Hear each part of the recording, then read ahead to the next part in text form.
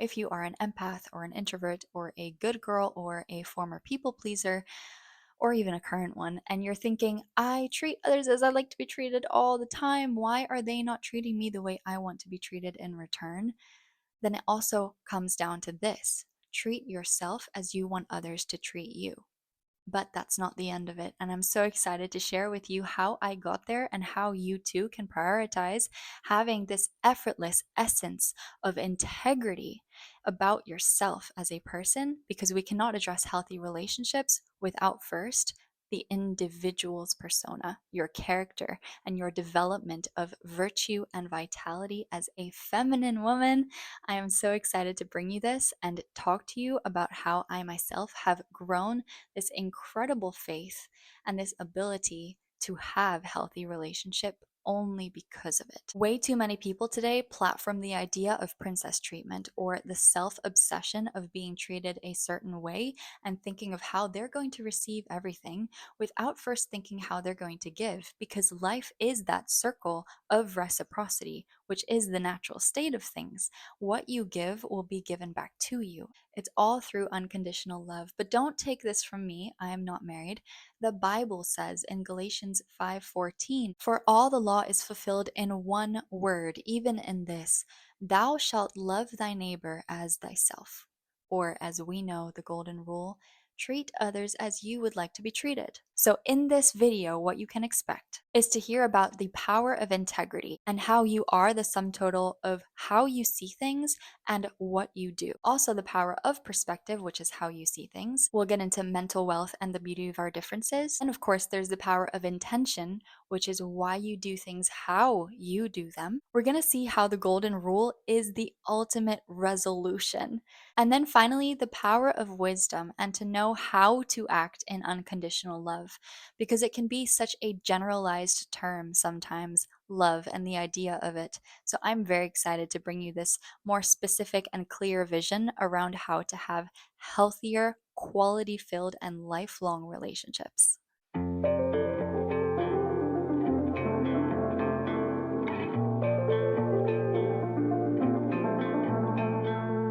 Welcome to the first, last, only, and best day of your life. I'm so excited to have you here. If you also are wanting to become a woman of virtue, I would love if you came along for the journey by subscribing. Now, you must know, even though I call this a resolution and it could be for your new year 2025, I even started reading the Bible every day as of September 2nd, not 1st. It's okay. You don't need a number or the 1st of January in order to start this. Every day is a new day. You might have noticed I now have a paintbrush in place of my mic, and eventually I might have a standing one. Who knows? You are the sum total of how you see and what you do. So, the power of integrity is so incredible. I didn't know this or witness it until I started to prioritize making sense, following through with alignment, where what you think, what you feel, what you say, what you do, and the result are all the same. It took me a long time to not only think differently in order to control my emotions so that I wasn't at the whim of my feelings, but also to say and hold my word in the doing, and then the action creating what I first imagined it would create. It can be as simple as getting yourself a glass of water. That is how alignment works. Thinking I'm thirsty and then filling a cup of water and then being able to drink it and satiating that thirst. It's because you're meeting a need for yourself. This may sound very basic, but bring this out to having like an architectural firm where you want to put up a skyscraper. It is alignment in every capacity to be able to follow through what is first a dream and an idea and then make it a reality. What you think is what you get. You might have heard this before, but it is true. If what you think is what you feel, if what you feel is what you say, if what you say is what you do, and if what you do is what you get, then what you think is what you get. It is that simple. When I say that an individual is healthy when they have an integrity of essence, it's because our spirit is the essence of who we are. When we prioritize vitality and virtue, we really do have a straight and full, complete alignment of that person. And we become more powerful, more strong, more feminine, and really anything that you set your mind to. Vitality comes from the Latin vita, which means life. The definition is being strong and active, or energy, the power giving continuance of life present in all living things. So, vitality is that essence of life because vital is absolutely necessary or important, essential, full of energy and lively. Vitality is ultimately having the energy to do the things that we want to do. And children are filled with vital energy, that essence of life that not only keeps us living and breathing and our heart beating, but also the ability to open up your eyes wide and be in awe and just have this pizzazz for life that everything is so fun and electric. That is the highest form of energy available. God is ultimately a high frequency, whereas the devil is a low frequency. Anything that depresses us is not bad and is not the devil, because of course it must also be embraced. However, anything that lasts for a long period of time at a high frequency is of God, and anything that lasts at a low frequency is of the devil. That is how I see it. Does it expand or contract me in the long run? Does it better me to hold for a moment a sad feeling so that I can let it through me? Or would it be worse if it threw me off, if I had it for too long because I never looked at it or addressed it? I don't want to hold it forever. I want to address it and let it leave. But that's all for another video, how to address your emotions. Really, I'm talking about high frequency and how it is God in us and the Holy Spirit in us to have that vitality for life. Then there is the word virtue. It comes from the word in Latin vir, which means man, and from the Latin virtus, which means valor, merit, or moral perfection. Now, the first definition is behavior showing high moral standards or a quality considered good, desirable, or useful in a person. You want everything, all your actions, deeds, ideas, thoughts to come from and stem for virtue. Otherwise, what are you working towards? You want to be able to develop virtue in all of your actions because this makes you a person who is more in integrity in their essence. This will change the way that people witness you when you walk into a room. This will change the way that you command a stage when you speak on it. It's all about power and capacity. And it's beautiful because it's not over the top. This can be so feminine and soft. The way that you carry yourself has everything to do with the way that you have treated and nurtured your own essence over time. When you own the seven heavenly virtues, those are humility and patience and gratitude, diligence and charity and chastity and temperance, as well as having the vitality to embrace life, then you have everything, and your relationships and the quality of them only flow from there, the highest and the best you can possibly make. I want to make it clear that when I speak throughout this video of femininity, I am not saying that is one sided because we would never leave our beds or we would forever rest or be making art. But we also need a schedule to our days. So the way that we develop as our best selves, having virtue and vitality and an essence of integrity, is to have both masculine and feminine energies within. So a feminine woman is more feminine than she is masculine, and a masculine man is more masculine than he is feminine. But both are still capable of tapping into the opposite's energy frequency because you want a man who is emotionally intelligent as well as you want a woman who can be highly capable and organized. So, as for the power of perspective, which is how you see things, basically every single video on YouTube that you click on, every single person's opinion is just a new take, a new frame through which to see the world. One of my favorite quotes is by Dr. Wayne Dyer: change the way you look at things, and the things you look at change. This is because what you think of something and how you attach meaning to it will shape your reality. The external world is neutral. There is so much going on around us and in this world. And why it means nothing to you is because you have yet to assign meaning to it. For example, when I'm in a store, I can see loads and loads of dresses and still say there's nothing here for me to buy just because my likes and dislikes are different to what they're offering. If they do have a dress, like say this one, this is the best dress ever, but that won't be the same for another person because to them it doesn't mean that it's a good dress. It's the same with the quality of relationships you want to have. If you speak doom and gloom into your partner, do you really think that they won't be a fool in your eyes? Do you really think that you can stop resisting them throughout the day? It is so much easier to breathe kingdom into them and to say, I know that you are this quality of person. I believe in you. When you say that, what are you looking for? You will forever find the evidence of the things that you search for. I'm a creative writing major and I know the power of storytelling. If you attach meaning to something in the external world, you fixate on it. When this has a string of things with meanings attached to them, they become a story. In this way, we are the stories that we tell. Tell only the story that you want to live into. So, the first part to this is mental wealth and gratitude. I did do a video on mental wealth versus mental health and knowing anxiety versus intuition, which is brilliant if you want to check it out. Mental wealth is having an abundance. The normal person nowadays thinks that their life is built on their own merit. Is it truly because of you that at age 20 you've managed so far to eat every single meal and have a roof over your head and be loved and have the qualities that you have as a person? Or did someone nurture that? Was it because of somebody else's blessing that you are blessed? Do you know how it works to breathe? Do you know how your heart pumps blood throughout your body? Do you know how a baby is formed? Could you do any of these yourself? No, you are dependent on an intelligence that goes beyond any understanding. And when you recognize the interdependence of things rather than your independence, then you will know how grateful you get to be every single day.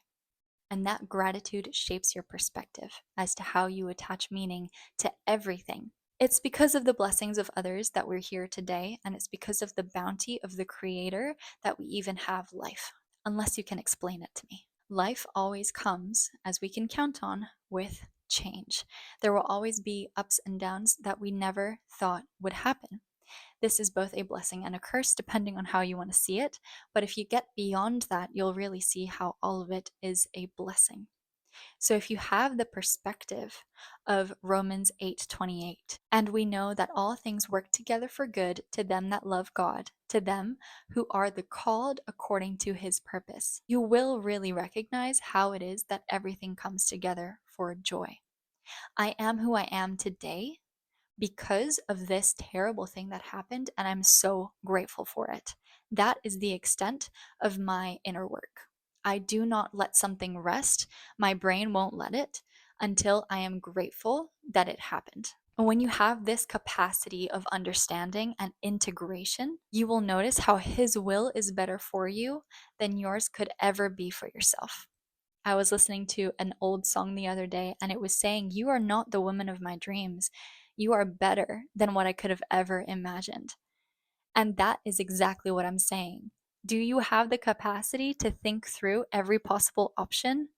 Never. And do you want to? No, you want to be surprised. You're human. You want to have limitations. Congratulations, you have them. And the second reframe here for perspective is that things are beautiful between genders as they are with their differences. I deeply celebrate and appreciate women for what they have and men for what they have. There is absolutely no need for uniformity when we have unity. For example, when I went to school as a child, I had to wear a uniform every single day. And all I wanted to do was put on my own clothes when I got home. And I wished that I could do that while I was at school. Isn't it better to have a bunch of different, unique individual expressions in one room that come together versus having to uniformly make everything look the exact same when we know it's not? It's the same as a palette of colors. I used to paint a lot. And you have red, blue, green, purple, yellow. How are you going to enjoy what all of those colors mixed together look like? Nobody likes that brown color. It's just boring and dull. You want the unique expression of unity, not uniformity. So, generally speaking, Women's strengths are men's weaknesses, and men's weaknesses are women's strengths. We complement each other deeply. The way I've come to see it is that in marriage, women protect and nurture both her and her husband's internal worlds, whereas men protect and nurture both him and his wife's external worlds. This means that women can tell when you're not being present, and men can tell when you're not being open. The degree to which women can open is the degree to which men are present, and vice versa. Men can only be as present as women are open. Now, do you see how we both rely on each other naturally? The answer here is to give. Give so much you don't know where it's all going to go. Treat your spouse as you would like to be treated. We must never be the one to try to love less, to be loved more by the other. It should be a race to become unconditional love, to be love itself. It must actually be hard to be mean. It must require effort to be critical. That is the beautiful place to be, is not only the effort in being loving, but being loving so much so that anything else is alien language. That's really my goal. Now, women want to feel safe and men want to feel appreciated. Women have this beautiful capacity to invite men to help them and then to really thank them. And men have this beautiful desire to help so that they can feel appreciated. But women, this is where our responsibility truly comes in. And this is why I'm now saving myself for marriage, another video that I filmed recently and you can watch. Because a woman's most intrinsic and deep need is to feel safe. She no longer does feel that way once she has slept with a man and there is no emotional vulnerability or capacity or intimacy that is shared between them. Equally, a man would not feel appreciated, I would imagine, if he was doting over a woman and was emotionally attached to her because he loved her so deeply, and those feelings were unreciprocated in the way that she would not then proceed to be with him and sleep with him. If you see things this way, in such a complementary way to create an agreement of marriage where you'll both be committed enough so that a woman feels safe and a man feels appreciated, then you will be in the seat of abundance and the seat of mental wealth. Over the years, I have been learning these things. It might have been Alison Armstrong. A relationship takes three key things, that is, art, admiration, respect, and trust. What this really means is that you're seeking to understand one another and giving each other the benefit of the doubt rather than the opposite. Now, admiration is to be in awe of one another, to really look at someone and say, "You make me want to be better." I have chills just thinking of it. To want to be in their company so much because they make you a better person. Respect is to see the worth in them so much, the value so deeply, to cherish them, to honor them. Now, this is especially during conflict. Do not be that person who pulls all of the things that were shared in an intimate moment out and stabs it back at your loved one. Do not create that ugly treatment because you will be treated as you treat others. That is the whole point of this video. If not by the person that you're treating that way because they don't want to be treated that way, then you will, in the end, feel the weight of the difficulty of that and have to live with that disrespect on your own. And third, there is trust. They are reliable. They do what they say they are going to do, or they find a way to make it happen. The point is, you can leave it with them. They'll find a way, and you can trust that. Now, how will we feel when we put our significant other before ourselves? Instead of being selfish and prideful and thinking about our own needs in marriage, how will we feel when we put the other person's needs first? When we love them so deeply that their joy overflows into ours? I'm already answering the question for you. It is heaven on earth. Have a selfless motivation, which leads us really well into the power of intention and why you do things, how you do them. It comes down to even washing the dishes or hanging up the laundry. You want to do things well, not out of a moral obligation or a dullness at the idea of rules and having to do it right or necessity. I really truly detest spending any time in resentment in an action. It is simple to say, oh, well, they should be doing this. I shouldn't have to. I've done this 10 times this week. It's so exhausting. The reason you want to do something, your motivation and your why should be because you know intrinsically that it is the right thing to do. You know that in the end, what you do will come back to you. Of course, if you include that gratitude perspective we spoke of, and you can glorify the Lord while you're doing it, it'll make everything that much more lighthearted. But to just shift at the start, hey, this is the right thing to do. I know it is. What I sow, I will also reap. What I give, I will receive. What I invest will be returned to me. This is, as very basic terms calls it, the law of karma. I know that what I put out, I will get back. This is why I do all things with joy. This is why I do all things with gladness. I'm not just what I do, as I think Aristotle talks about habits and you are what you do.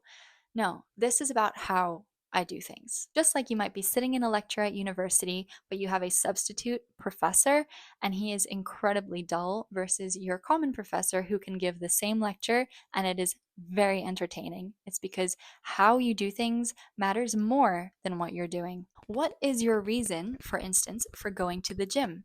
I recall when I first started, I was in my late teen years and I went avidly because I was in such a bad place in my mind. And every single day, I just went to the gym for a calm state of mind. And I was shocked when I looked in the mirror after about 2 months of going. I was putting my hair up in a ponytail and I saw muscles.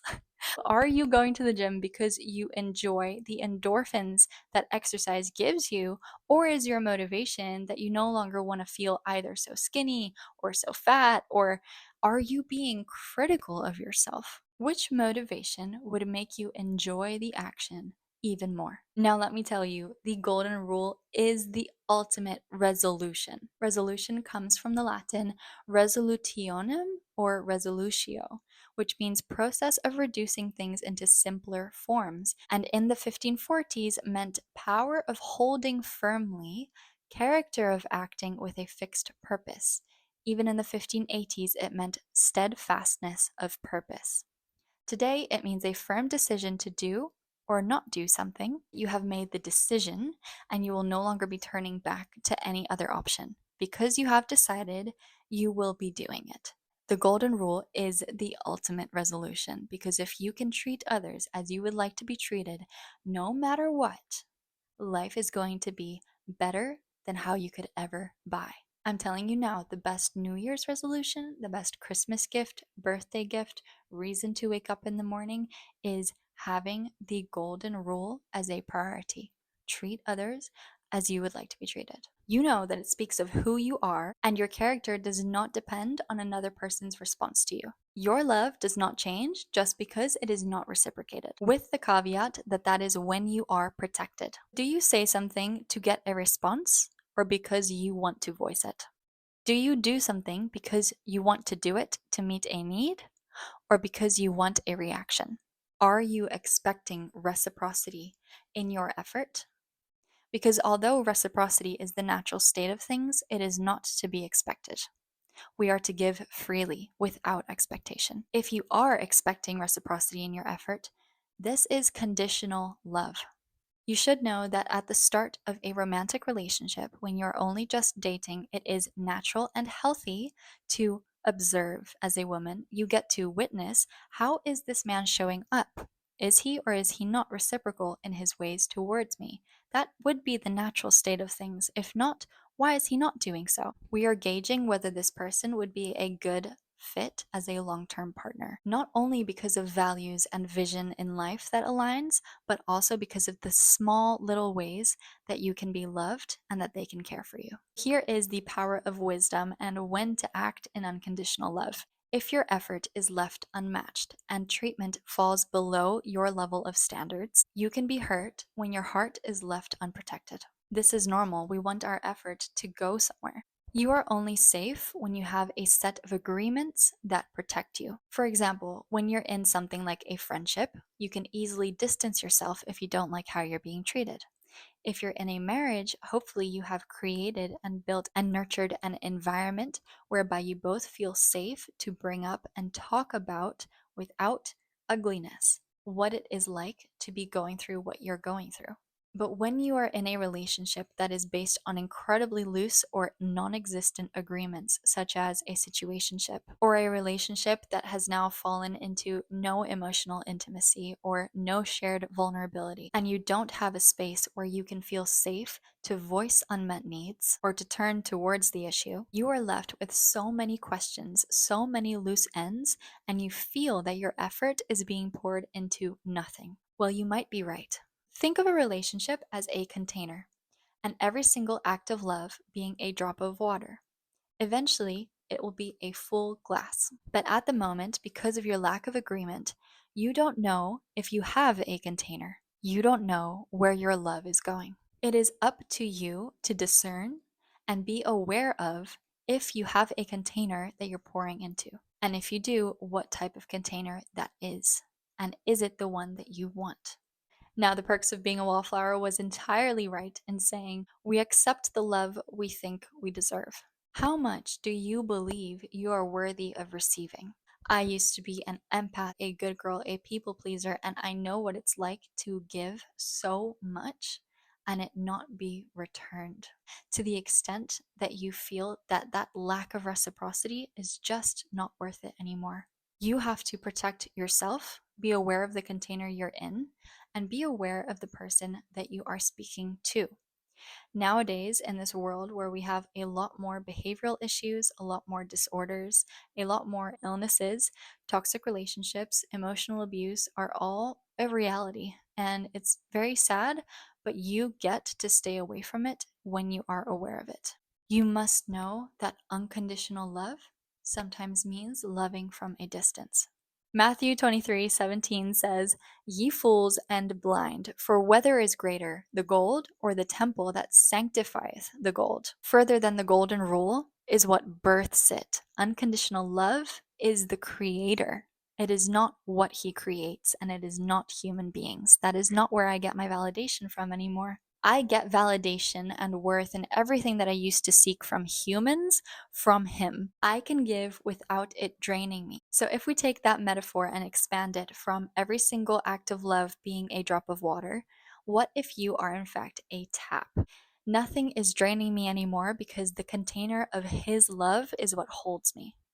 This means I no longer have time for unfulfilling relationships. I know where I'm not wanted, I know where I'm not appreciated, and I can see and discern. Unconditional love means defending and protecting and upholding that which is of the utmost integrity of essence and vitality and virtue, because that is what God wants for me and for you.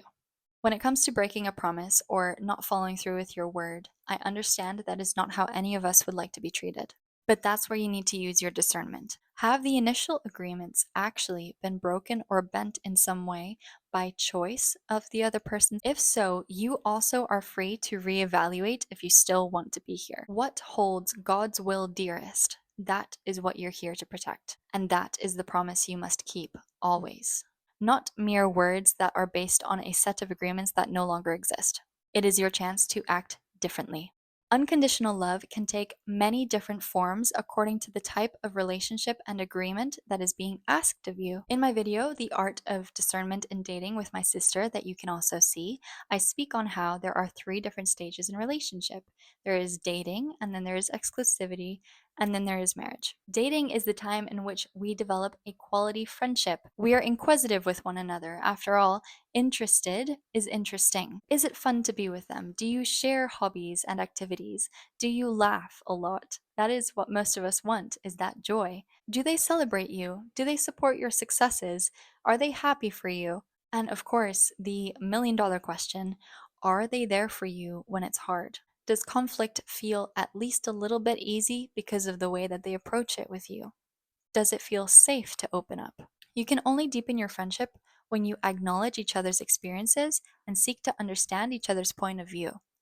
Friendship really stems from that idea that you're not alone and that I also went through this. And of course, someone can only meet you as deeply as they've met themselves. This goes for every relationship. If we're speaking about quality, about lifelong, about healthy, then bonding is about being able to go through grief together. Life will bring dips with it. Are you able to confront them together and does it strengthen you? You are only as strong as your weakest link. Do you hold patience and consideration and awareness and love for each other? I believe it was Gabor Mate who said to heal is to hold pain. So, can you hold pain together? If something happens whereby pain is inflicted, are they capable of apologizing? Are you capable of facing it and acknowledging it and wanting to change for the better? Can you really hold that pain together? These are quality friendships. So the pinnacle is really the love of God and to do things even when you don't feel like doing them because you know that whatever is in store, His will and His plan is better than the one that you have for yourself. Because doing those things strengthens the relationship that is between you and the spirit that is in you. There is no way you will fail having a healthy relationship with another person or a quality friendship or a lifelong marriage if you're forever seeking to have a stronger relationship with God. I'm going to have to cut the video short very soon because we have run over time so much, but I'm definitely going to share more about 1 Corinthians 13 and how it is down to hope, faith, and charity, not only love. If you'd like to know a little bit more about green flags in dating, then the video I mentioned, The Art of Discernment in Dating, is linked in the description below. And if you'd like to work with me to become more soft and gentle and have that integrity of essence we've been speaking on, I would love to know you. The application is also in the description below. Otherwise, as my Oma used to say, harden not your hearts, love and serve each other.